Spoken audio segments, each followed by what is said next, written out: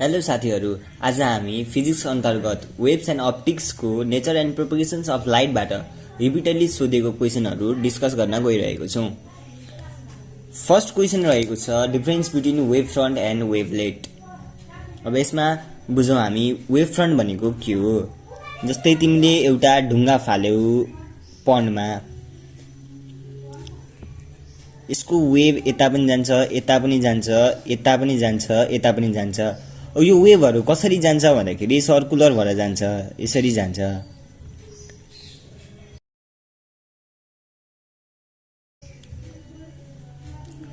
यसलाई नि wave front भन्छ। अब वेभलेट भनेको चाहिँ कसरी बुझ्ने भने एउटा प्राइमेरी सोर्स हुन्छ, प्राइमेरी सोर्स हुन्छ। अब हाइजेन्स प्रिन्सिपलको अनुसार के भनेको छ भने फर्स्ट वेभ फ्रन्ट आउँदाखेरि सबै के हुन्छ, सोर्स अफ लाइट बन्छ। अर्को उयो बन्नको लागि हो, यही पोइन्टलाई इज पोइन्टलाई के भन्छ भन्दाखेरि वेभलेट भन्छ।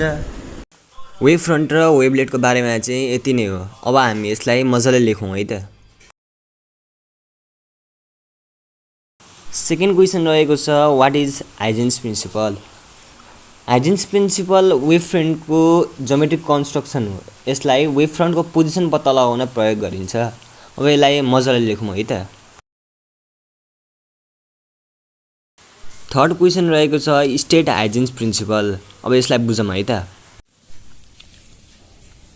यो एउटा प्राइमेरी सोर्स भयो, सपोजको लागि यो एउटा वेभ फ्रन्ट भयो।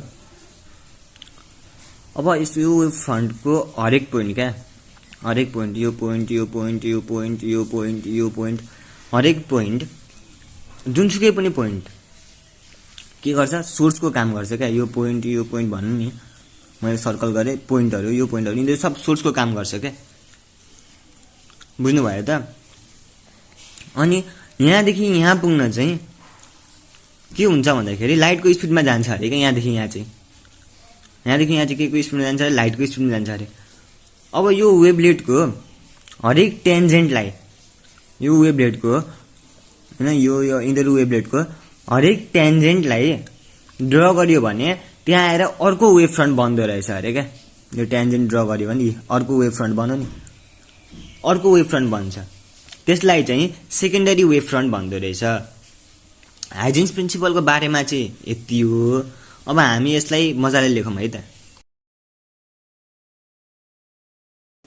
फोन नम्बरमा does Huygens principle apply to the sound wave in air भनेको छ। अभियसली यस, किनकि every point of the wave front acts as a source.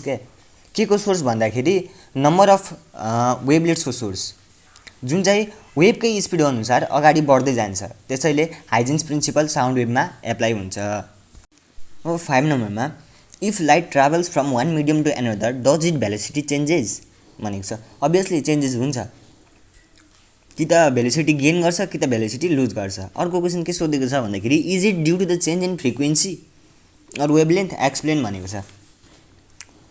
अब हामीलाई थाहा छ C is equal to F lambda. C भनेको के हो, भेलोसिटी अफ लाइट। एफ भनेको के हो, फ्रिक्वेन्सी।